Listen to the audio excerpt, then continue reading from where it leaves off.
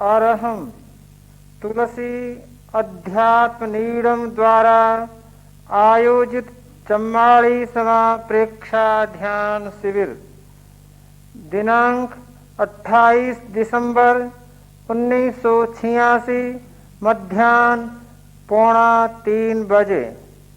प्रवचनकार युवाचार्य श्री महाप्रज्ञ। विषय क्या धन की आसक्ति छूट सकती है। स्थान प्रज्ञा प्रदीप, जैन विश्व भारती, लाडनू, राजस्थान।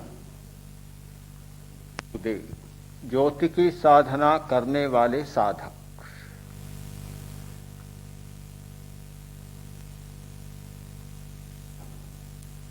आज मैं प्रवचन नहीं कर रहा, एक बातचीत प्रारंभ कर रहा। कोई दार्शनिक चर्चा नहीं कर रहा हूं, बहुत व्यावहारिक बात प्रस्तुत कर रहा हूं कि ध्यान की शक्ति सीमा क्या है।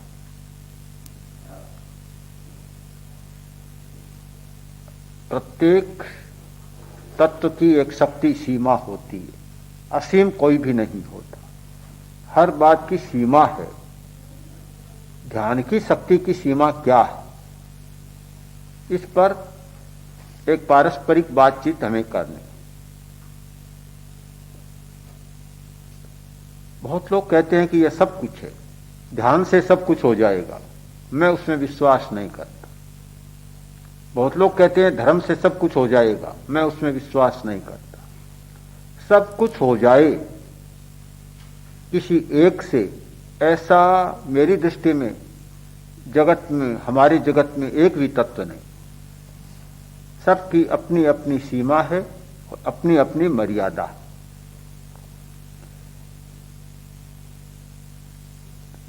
ध्यान की अपनी सीमा है, उससे कुछ होता है किंतु सब कुछ नहीं होता। बहुत लोगों ने प्रश्न प्रस्तुत किया, क्या आर्थिक समस्या ध्यान के द्वारा सुलझ सकती है? क्या धन के प्रति जो असीम आसक्ति है उसे तोड़ा जा सकता है? तो आज मैं ध्यान और धन, इन संबंध के बारे में कुछ बातचीत कर। धन एक आवश्यक तत्व है, कोई अस्वीकार नहीं कर सकता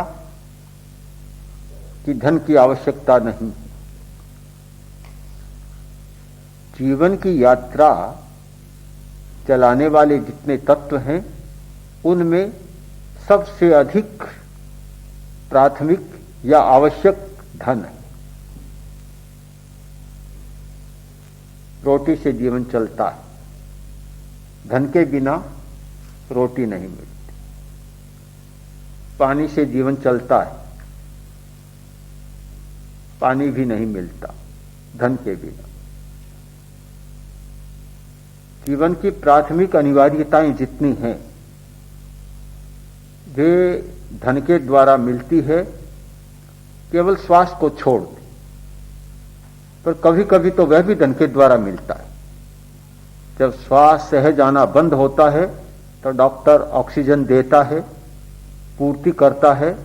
हार्ट अटैक हो गया, श्वास पहुंचाता है, तो कभी कभी श्वास भी धन के द्वारा मिलने लग जाता है।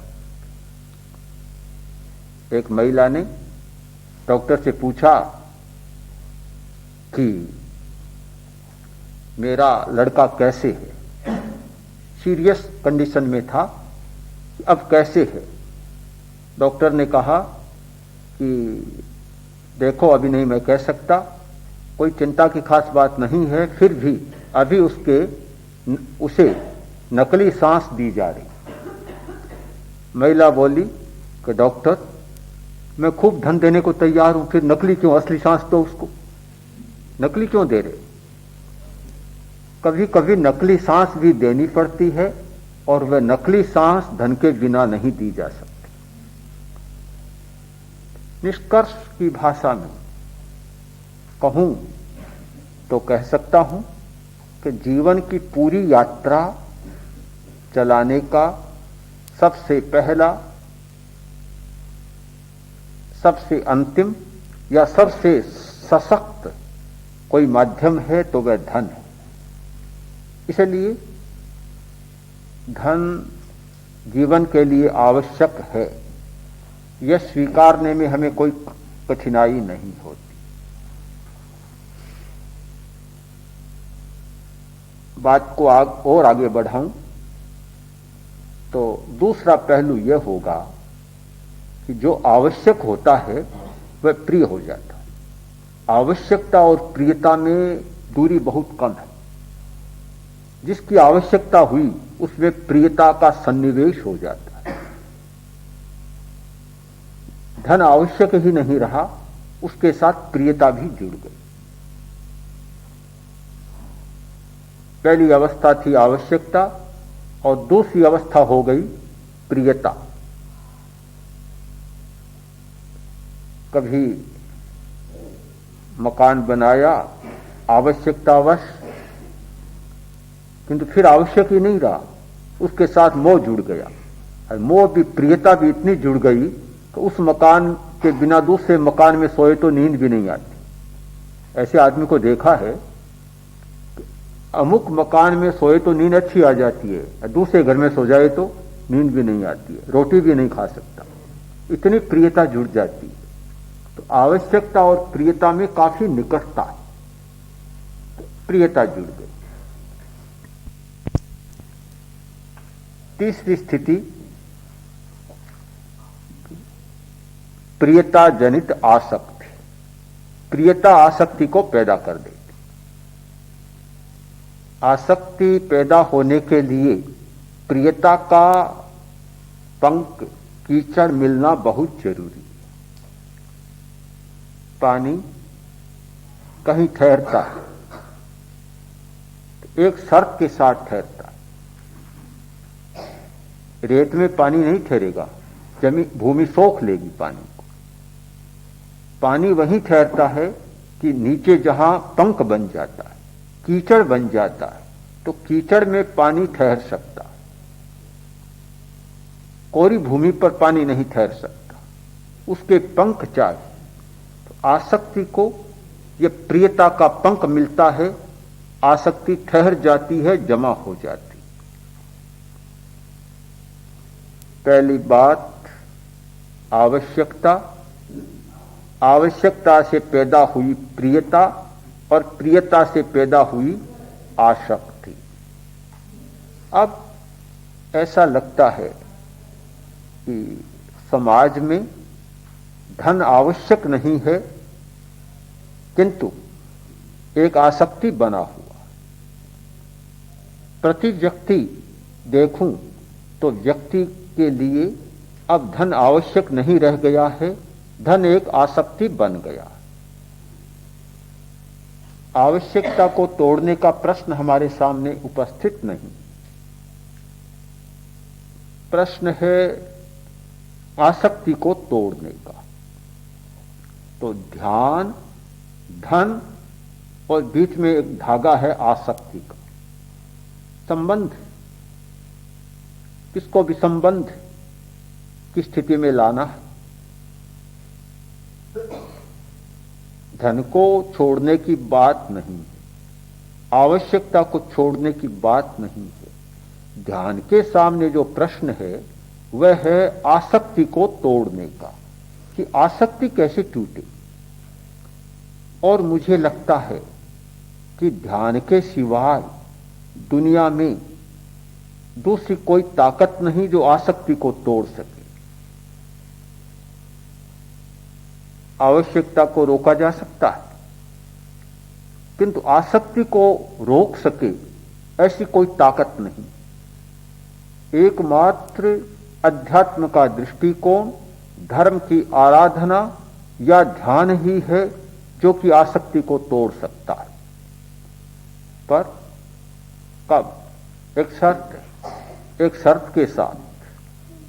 शर्त यह है कि जो चाहे उसकी आसक्ति टूट सकती है, न चाहे उसकी नहीं टूट सकती। यहां हमें शक्ति, कानून और धर्म की प्रकृति का भेद समझना होगा।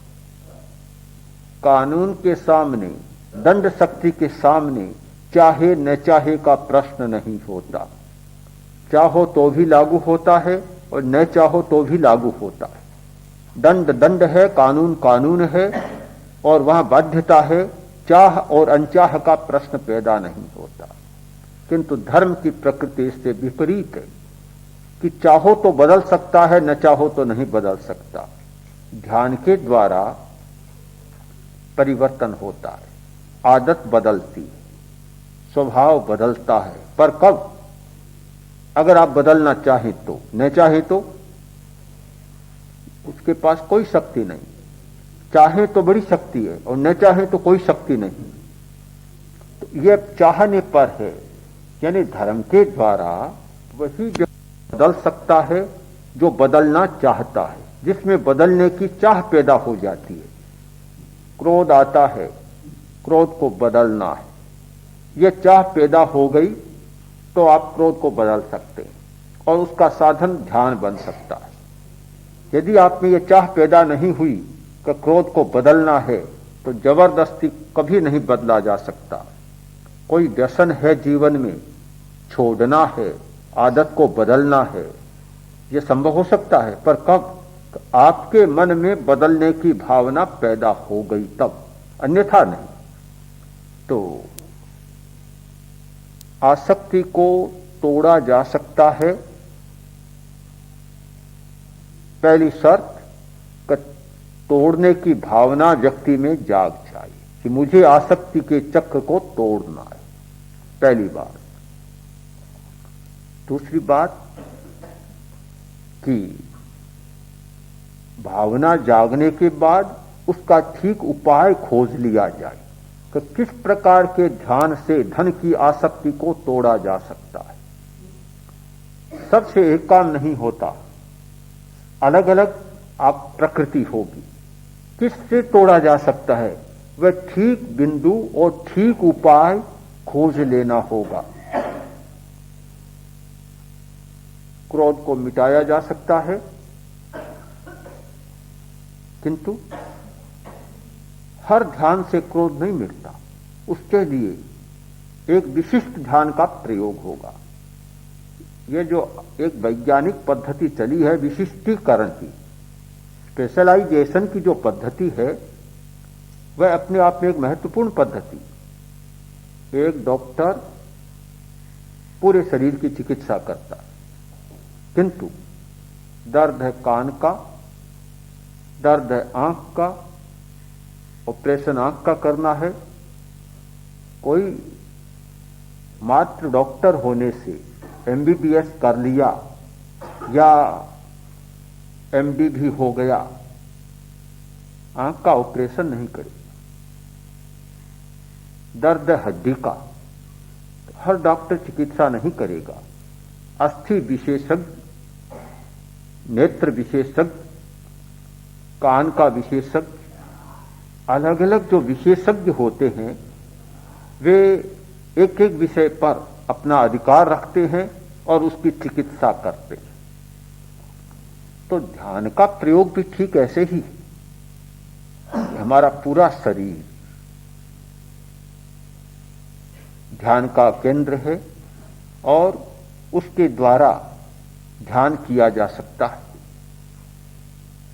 किंतु बदलना है क्रोध को, और ध्यान होगा घुटने पर, पैर पर या अंगुलियों पर, तो ठीक दवा लगेगी ना। बदलना है काम वासना को, ध्यान होगा कंधे पर या पीठ पर, दवा ठीक काम नहीं करेगी। हमें बिंदु खोजना होगा कि किस बिंदु पर क्या करने से क्या प्रभाव होता है। यदि क्रोध को बदलना है तो इस स्थान पर आना होगा। यह जो क्षेत्र है ललाट का, अग्र कपाली, अग्र मस्तिष्क, यह इमोशनल एरिया है, कसाय का क्षेत्र है। पूरा जो लिम्बिक सिस्टम का भाग, लिम्बिक सिस्टम, और लिम्बिक सिस्टम में भी हाइपोथैलेमस जो एक भावना का केंद्र है, इन पर विशेष ध्यान, इमोशनल एरिया पर, जो कसाय क्षेत्र पर विशेष ध्यान देना होगा और यहां बिंदु खोजना होगा कि जहां कसाय की अभिव्यक्ति होती है, कसाय प्रकट होता है, उस क्षेत्र पर ध्यान देना होगा।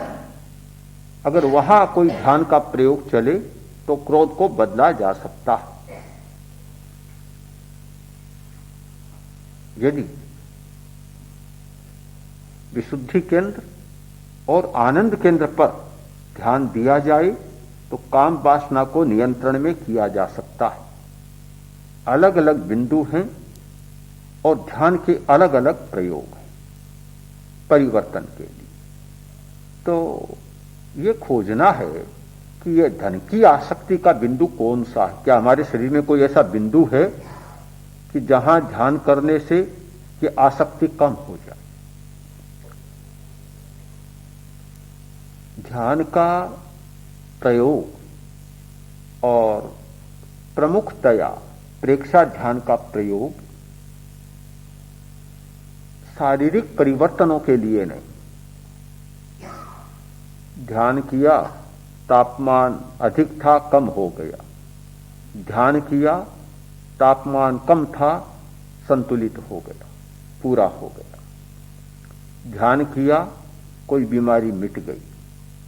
ये प्रासंगिक बातें मैं मानता हूं कि ध्यान के मुख्य परिणाम नहीं और मुख्य कार्य नहीं। ये गौण बातें हैं जो प्रासंगिक रूप में होती है। प्रेक्षा ध्यान का मुख्य प्रयोजन है भाव परिवर्तन। भाव परिवर्तन, वृत्तियों को बदलना, मोहनीय कर्म की प्रकृतियों का विपाक होता है, उससे निपटना। क्रोध, मान, माया, लोभ, भय, घृणा, ईर्ष्या, द्वेष, वासना आदि आदि जो वृत्तियां हैं, जो संस्कार हैं या मोह की प्रकृतियां हैं, उनसे कैसे छुट्टी पाई जा सके और कैसे बचाव किया जा सके, वे हमें सताए नहीं, आवश्यकता से ज्यादा न बढ़े, आसक्ति का रूप न ले, कैसे हो सकता है। यह एक मुख्य विषय है प्रेक्षा ध्यान का। तो हमारे सामने प्रश्न है कि ध्यान के द्वारा धन की आसक्ति को कैसे कम किया जा सके। बहुत जटिल प्रश्न, इतना जटिल कि धन की आसक्ति को कम करना जितना जटिल है, दुनिया में शायद कोई भी समस्या उतनी जटिल नहीं। मुझे कभी कभी तो ऐसा लगता है कि आदमी के लिए धन जितना प्रिय है उतना प्रिय संसार में कोई नहीं, कोई नहीं। भाई प्रिय है क्या? प्रिय होता है, पर कब तक कि धन का मामला सामने नहीं आए। धन का प्रश्न आया, भाई भाई में क्या होता है आप सब जानते। पति और पत्नी, पति को पत्नी प्रिय है, पत्नी को पति प्रिय है, पर कब तक कि धन का प्रश्न बीच में न अटक जाए। जैसे ये प्रश्न अटका, वहां भी दो रास्ते हो जाते हैं, दो दरवाजे हो जाते हैं और कोर्ट में केस भी शुरू हो जाते हैं। हमने देखा है ऐसे पति और पत्नी को वर्षों तक कोर्ट में केस चलते रहे, एक नहीं अनेक लोगों को ऐसा देखा। तो सोचना पड़ता है कि धन से ज्यादा शायद कोई प्रिय नहीं है। ये प्रियता इतनी क्यों बनी? क्या आवश्यकता के कारण बन गई? धन आवश्यक है इसलिए प्रिय बन गया, या उसके पीछे और भी कोई तत्व? इस बात पर जब चिंतन किया या अंतर्दृष्टि से देखा तो ऐसा लगा कि प्रियता बनने के पीछे, आसक्ति बनने के पीछे एक बड़ा कारण है, वह है मिथ्या दर्शन। ये आसक्ति मिथ्या दर्शन ने पैदा की। मिथ्या दर्शन बहुत बड़ा कारण, मिथ्या धारणा बन गई। कब से बनी मैं नहीं कह सकता, इतिहास बताने में जरा कठिनाई है, पर हजारों हजारों वर्षों से बन गई, यह बात तो बहुत साफ है। एक मिथ्या धारणा बन गई, और वह धारणा यह है कि धन से सब कुछ होता है, यानी धन सर्वशक्तिमान। यह धारणा इतनी गहरे में बन गई, आदमी मान बैठा कि धन है तो सब कुछ है, धन नहीं है तो कुछ भी नहीं है। धारणा नहीं बनी, साहित्यकारों ने बार बार ईश्वर को दोहराया है। संस्कृत साहित्य में एक पद है, सर्वे गुणा कांचन माश्रयन्ति। अरे भाई, और गुण सब छोड़ो, कोई गुण काम नहीं आएगा, कोई गुण काम नहीं आएगा, क्योंकि जब भूख है तो व्याकरण काम नहीं आएगी, बिल्कुल काम नहीं आएगी। प्यास है तो साहित्य का रस काम नहीं आएगा, कुछ भी काम नहीं आएगा। इन सब फालतू बातों को छोड़ो, केवल धन की उपासना करो, क्योंकि धन है तो सब कुछ हो जाएगा। सब गुण धन में है, धन है जिसके पास तो वह पूरा गुणी आदमी बन गया, और जिसके पास धन नहीं है तो कोई उसे पूछता भी नहीं। राजनीति के क्षेत्र में लिखा गया कि सर्वम तरति कोशवा, जिसके पास कोश है, खजाना है, सब कठिनाइयों का पार पा जाता है। जिसके पास कोश नहीं है वह कभी मुसीबतों का पार नहीं पा सकता। इन सब बातों ने एक हमारी धारणा बना दी कि भाई धन ही सब कुछ है, सर्वशक्तिमान। जैसे ईश्वर के बारे में कहा जाता है ईश्वर सर्वशक्तिमान है, ऐसा ही सामने आ गया कि धन सब कुछ है। जब सब कुछ है तो फिर आसक्ति कैसे नहीं होगी? इस धारणा ने धन के प्रति असीम मोह पैदा कर दिया, जिसकी कोई सीमा नहीं। और मोह इतना पैदा हो गया कि आदमी और सब कुछ कर सकता है, धन नहीं छोड़ सकता, और मोह रक्तगत हो गया। एक छोटा बच्चा है, हाथ में 5 रुपये का नोट दे दिया, देना हाथ की बात है, लेना हाथ की बात, बिल्कुल बस में नहीं, वापस नहीं करता, जानता नहीं क्या होगा, कुछ भी नहीं, पर इतना मोह हो गया धन के प्रति कि छोड़ता नहीं। कभी कभी साधुओं के पास बच्चे आते हैं तो और सब चीज दे देते, पर कभी उसकी माँ या कोई साथी कह दे कि ये 10 रुपये का नोट है, महाराज को दे दो, कि नहीं दूं, नहीं देगा, कभी हाथ से उतरता ही नहीं। ये आसक्ति जैसे रक्तगत बन गई।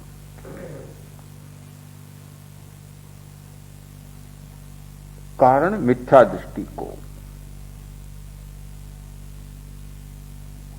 मैं देखता हूं कि धर्म के लोगों ने धन को जितनी गालियां दी, शायद उतनी गालियां समाज के लोग किसी सामाजिक को भी नहीं देते, बहुत गालियां दिए।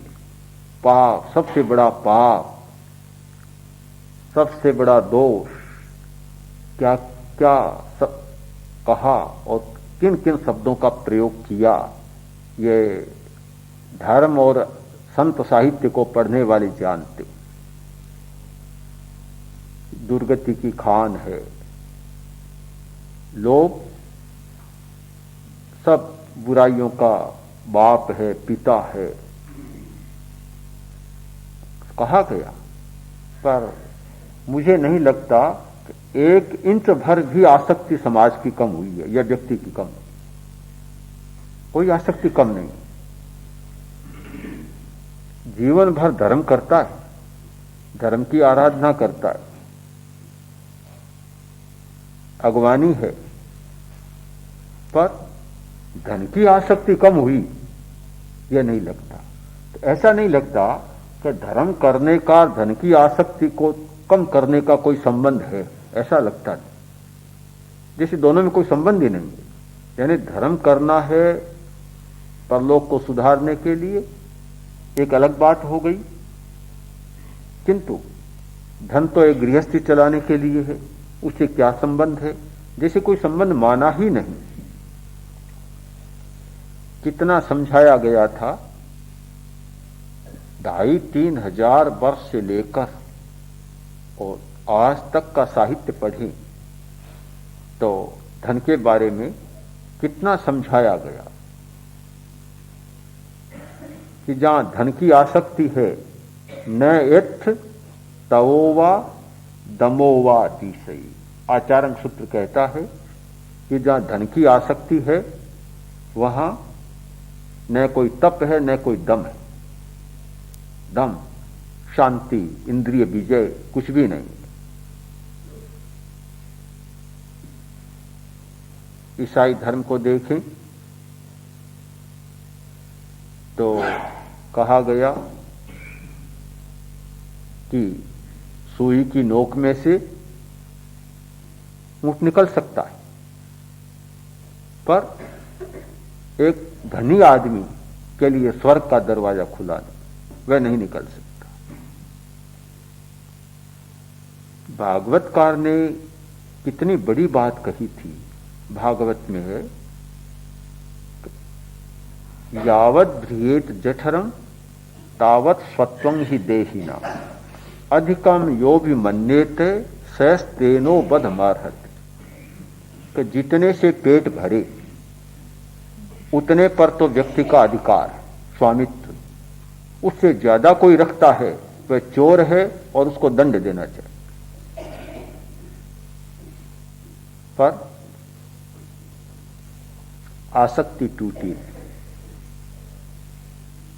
कोई भी उतना नहीं रखता कि जितने से पेट भरे। सब इतना रखते हैं कि 7 पीढ़ी का पेट भर जाए, और चिंता भी इसी बात की करते हैं कि 7 पीढ़ी का पेट भरता चला जाए। इतना बड़ा एक चक्र है, चक्र क्या, एक चक्र व्यूह जैसा बन गया। तो फिर हम कैसे सोचें कि ध्यान के द्वारा ये आसक्ति कम हो जाए। आपको भी लगता होगा कि यह प्रश्न बड़ा जटिल प्रश्न है और मैं तो नहीं सोचता इसका समाधान मैं कर सकूं या बड़े बड़े अध्यात्म के आचार्य भी कर सकें या हम सब लोग मिलजुल कर सकें। बड़ा कठिन लगता है, बड़ी कठिनाई है। मैंने बातचीत शुरू कर दी और इस बात को कोई आगे बढ़ाना चाहे तो उसे भी अवकाश दे सकता। कैसे बात आगे बढ़े, कैसे समाधान खोजा जाए। या तो मान लें कि ध्यान के द्वारा इस विषय में कुछ होने वाला नहीं, निराश होकर बैठ जाए, या फिर तीव्र प्रयत्न करें और यह मानकर चलें कि 5,000 वर्ष पहले, 2,500 वर्ष पहले, 2,000 वर्ष पहले या 1,000 वर्ष पहले नहीं हुआ, आज भी हो सकता है। 5000 वर्ष पहले साम्यवाद नहीं आया था, इस युग में आ सकता है। यह अगर मानकर चले और एक नई आस्था के साथ चले तो संभव है कोई रास्ता मिल जाए। मैं फिर दोहरा दूं अपनी बात को कि रास्ता मिलेगा उसी व्यक्ति के लिए कि जो आसक्ति को तोड़ना चाहेगा। हर किसी के लिए नहीं, तोड़ने की बात आएगी उसी के लिए। नहीं तोड़ना चाहेगा उसे तो कितनी बात बता दे। आचार्यों ने कितनी बातें समझाई थी। एक श्लोक बताऊं आपको, दायादास प्रिययन्ति। कहा गया, अरे भाई तुम जिस धन के लिए इतना मोह करते हो, देखो जरा, दायादास प्रिययन्ति, जो भागीदार हैं वे सब ताक लगाए बैठे हैं कि कब धन का हिस्सा हमें मिल जाए। तस्कर गणा मुष्णन्ति, चोर चुराने की ताक में है कि कब मौका मिले और धन को चुरा दे। भूमि भुजो गृह्णन्ति, छल माकलय्य हुतभुक भस्मी करो तीक्षणा। राजा सोच रहा है कि कब धन को कैसे लूटा जाए, इससे कैसे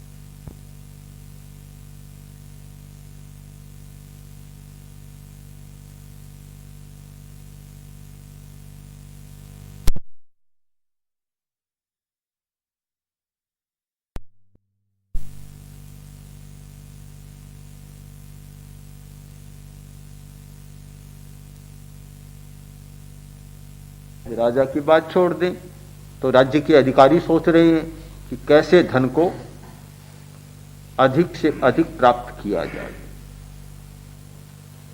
कभी कभी भस्मी करो तीक्षणात्, ऐसा भी होता है कि आग जला डालती, आग में जल जाता है। अंभक प्लावयति क्षितौ विनिहितम यक्षा हरन्ते हटा। कभी बाढ़ आती है, धन को बहा ले जाती है और आदमी धन को जमीन में गाड़ देता है, भूमि में गाड़ देता है। यक्ष ले जाते हैं। यक्ष नहीं ले जाते हैं तो कोई आदमी अचानक मर जाता है, गड़ा का गड़ा ही रह जाता है, फिर खजाने की खोज चालू रहती। और सबसे बड़ी बात, दुर्वृत्ता तनया नयंति निधनम धिग्वधीनम धनम। जो दुर्वृत्त संतान होती है, यानी आचरणहीन दुराचारी संतान, करोड़ रुपया छोड़ा और 3 महीने में साफ। ऐसे बहुत लोगों को हमने भी देखा है कि पिता मरा तब करोड़पति था और 2-4 वर्ष के बाद पुत्रों के पास पूरी कौड़ियां भी नहीं। ये स्थिति भी देखी। तो दुर्वृत्ता स्तनया, जो दुर्वृत्त तनय हैं, जो आचारहीन बेटे हैं, वे धन को गंवा देंगे। फिर उस धन के लिए तुम मोह करते हो, आसक्ति करते हो। कितनी सच्चाइयां हैं, सारी सच्चाइयां हैं, ये सच्चाइयां बतलाई गई, फिर भी ये धन की आसक्ति टूटी नहीं। अब हम क्या कल्पना करें कि ध्यान के द्वारा इस आसक्ति को तोड़ दिया जाए। कौन सा बिंदु है कि जहां करने से एकदम आसक्ति टूट जाए? बड़ा प्रश्न है। और बहुत सारी वृत्तियों को बदलने वाले बिंदु हमें मिले, पर अभी तक यह बिंदु पूरा मिला नहीं कि जिस पर सीधी चोट हो, सीधा प्रहार। खोज का विषय है, अनुसंधान का विषय है। आज नहीं मिला, हो सकता है कल मिल जाए। कोई न कोई ऐसा बिंदु मिल जाए, क्योंकि हमारे शरीर में परिवर्तन के बिंदु सैकड़ों हैं। हम लोग 13 चैतन्य केंद्रों पर प्रयोग करवाते हैं। हठ योग में 6-7 चक्रों पर प्रयोग करवाया जाता, किंतु हमारे शरीर में परिवर्तन के बिंदु हजारों हैं। शरीर का कोई भी हिस्सा ऐसा नहीं है जहां परिवर्तन का बिंदु आसपास में नहीं। हजारों बिंदु।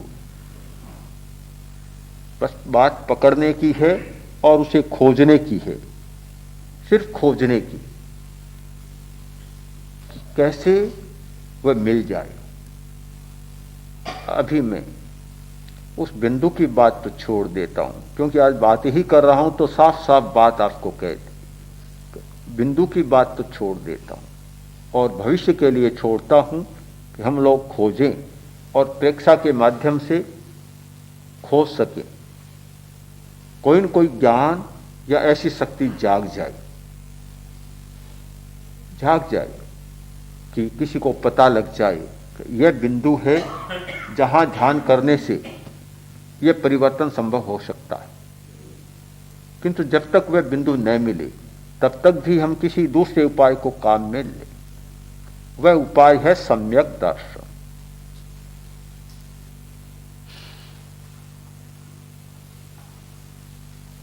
सम्यक दर्शन एक महत्वपूर्ण उपाय। जब सम्यक दर्शन आता है तो आदमी का पागलपन दूर होता है,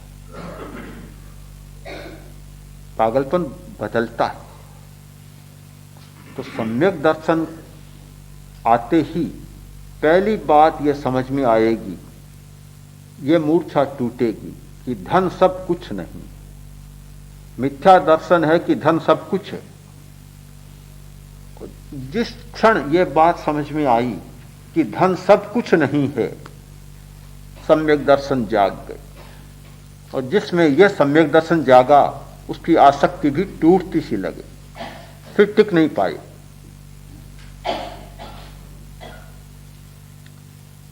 आसक्ति की तीव्रता बहुमत को देखने से बनती है।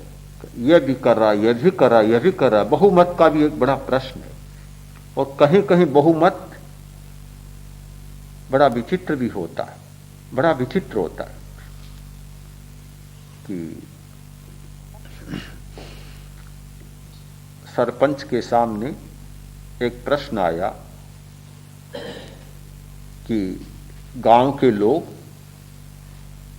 कहते हैं कि तू मर गया और तुझे अब जलाया जाएगा।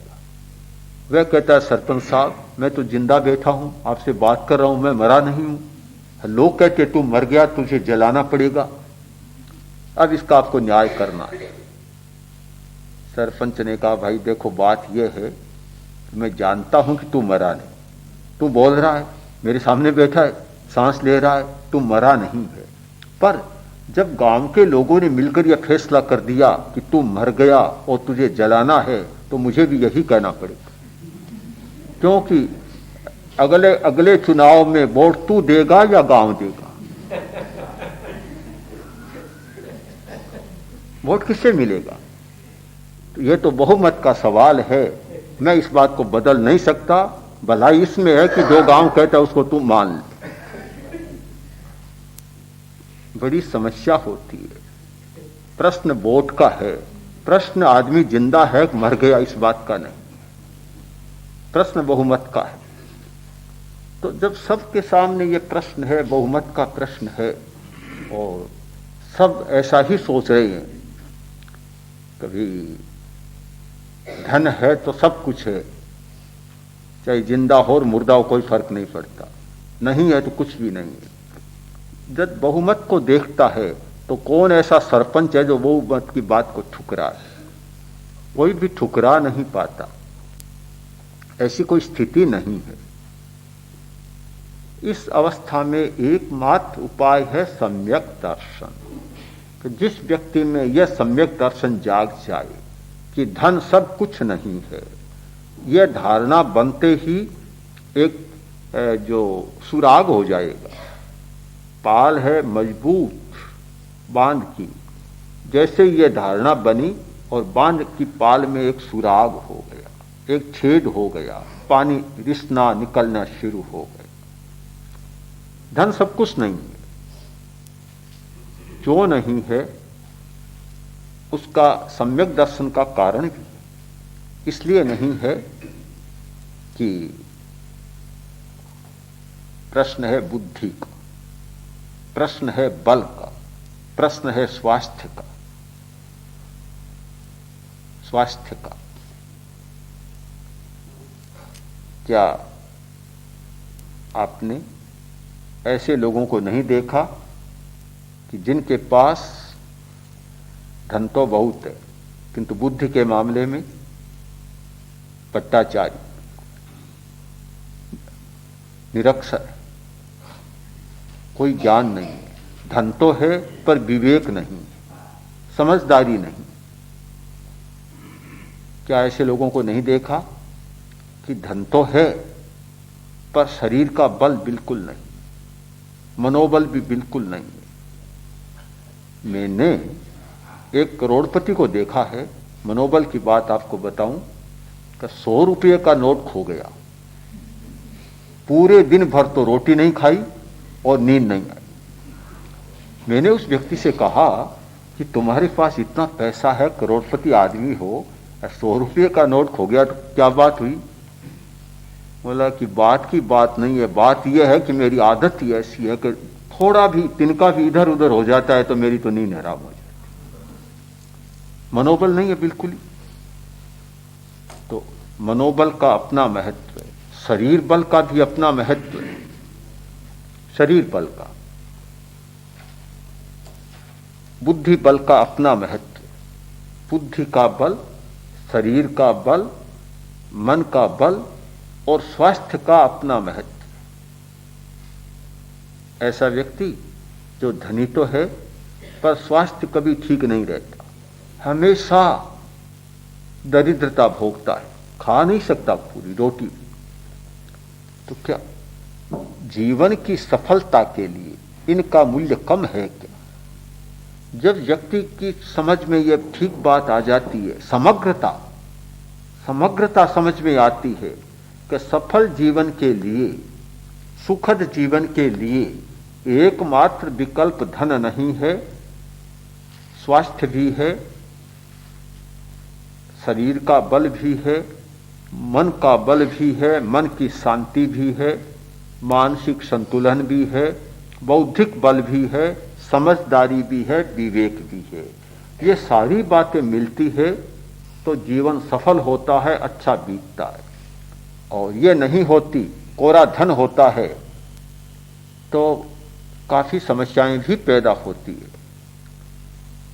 ये चेतना जब जागती है, ये समझ जब जागती है, ये सम्यक दर्शन जब जागता है कि धन सब कुछ नहीं है, प्रतिशत में बांटे तो 25% यदि जीवन की यात्रा में एक सफलता करने वाला तत्व धन है तो 75% दूसरे तत्व, शायद अधिक हो सकते। यह सम्यक दर्शन का प्रकाश जब व्यक्ति को मिलता है और यह समग्रता की दृष्टि जागती है तो आसक्ति को टूटने का, उस मजबूत पाली में, सेतु में एक सुराग होने का एक अवसर सामने आता है। श्रीमद् राजचंद्र ने लिखा, ए वो अवसर क्या रे आवश्य। ऐसा अवसर कब आएगा, कब आएगा और कब एक ध्यान करने वाले या धर्म करने वाले व्यक्ति के मन में एक मनोरथ पैदा होगा, मनोरथ। और वह मनोरथ महावीर की भाषा में है कि कयाणम अहम अपंगवा बहुंगवा परिग्रहम परिचयिष्यामि। वह अपूर्व क्षण कब आएगा जीवन में जब मैं थोड़े या ज्यादा धन को त्याग दूंगा, छोड़ दूंगा। ये जिस क्षण मनोरथ पैदा हुआ और आसक्ति का चक्र टूट जाएगा, अन्यथा टूटना मुश्किल है। आज तो मैं अपनी बात ऐसी सरल बातचीत की है जैसे आपसे बात ही कर रहा हूं, अपनी बात पूरी कर रहा हूं कि अभी ध्यान के द्वारा या ध्यान के किसी प्रयोग के द्वारा उस आसक्ति को कम किया जाए, उसके लिए कोई पर्टिकुलर एक विशिष्ट कोई चैतन्य केंद्र या प्रयोग या बिंदु है, मैं भी कहने की स्थिति में अभी नहीं हूं, किंतु इतनी बात जरूर कह सकता हूं जो मैंने समझ ली है कि सम्यक दर्शन की चेतना जागने पर आसक्ति टूट जाती।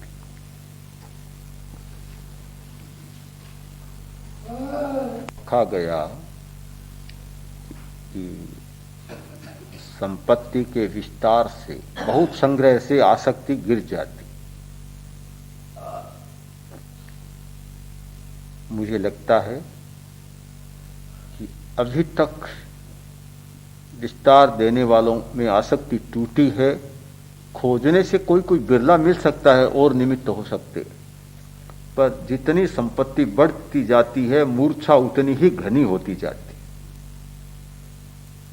जितना पानी बरसता जाता है नदी में उफान उतना ही आता चला जाता है, तालाब उतने ही भरते चले जाते।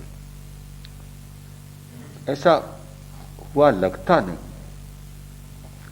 तो जहां संपत्ति पर नियंत्रण कर दिया गया साम्यवादी प्रणालियों में, वहां भी आसक्ति टूटी नहीं, बिल्कुल नहीं टूटी, और व्यक्तिगत स्वामित्व की छूट देनी पड़ी। आसक्ति भी काफी है और लाखों लाखों रुपयों के घोटाले भी हो जाते। तो बड़ा एक प्रश्न है कि संपत्ति बढ़ जाने से आसक्ति टूट जाएगी, अनुभव नहीं बतलाता।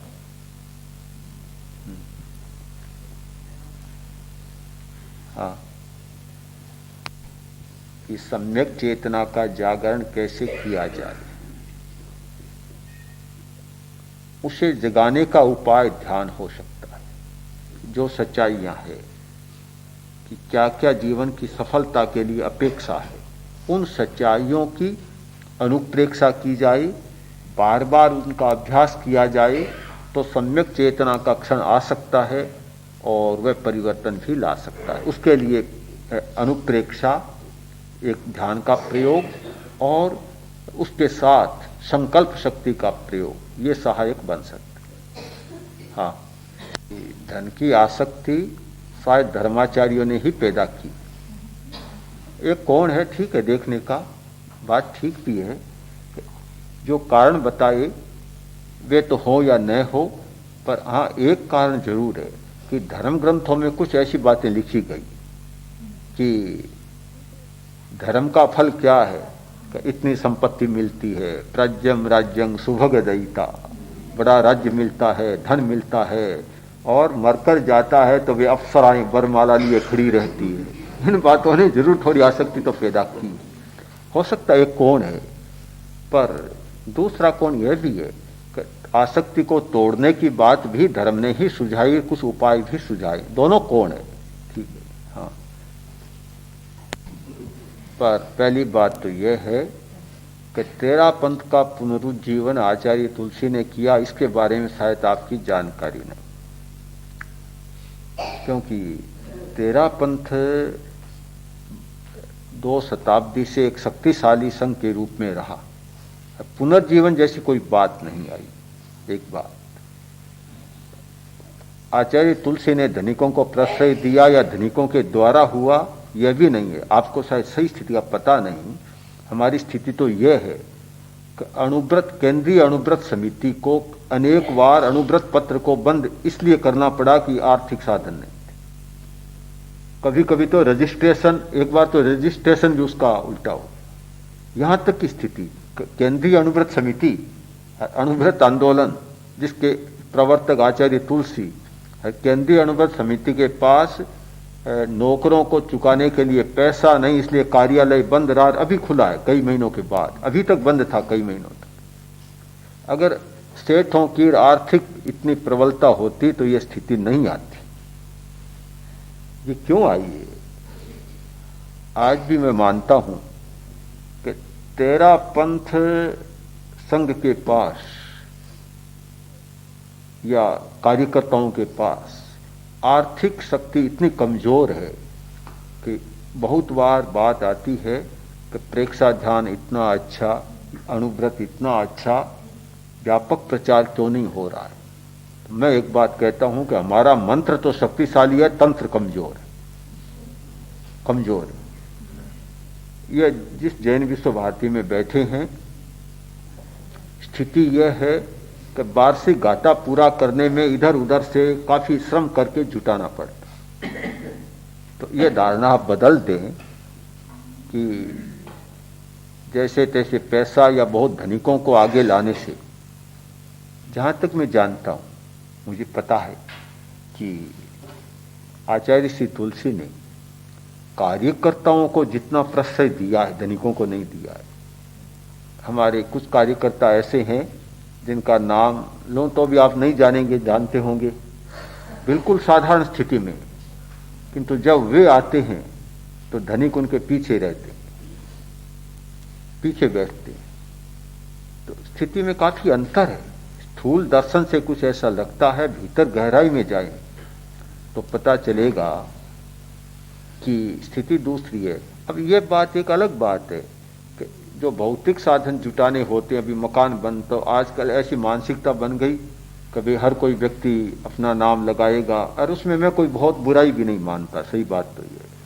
और जहां नाम नहीं लगाते वहां कोई पैसा सब शुद्ध साधनों से प्राप्त लेते हैं, यह भी मैं नहीं मानता, बिल्कुल नहीं मानता। क्योंकि कोई भी दान दाता दान देता है और वह यह कहे कि मैंने शुद्ध दान आय से अर्जित पैसा दे रहा हूं, ऐसा कोई व्यक्ति आए तो बहुत बड़ी बात मैं मानूंगा। इस बात में जाने से तो शायद हाँ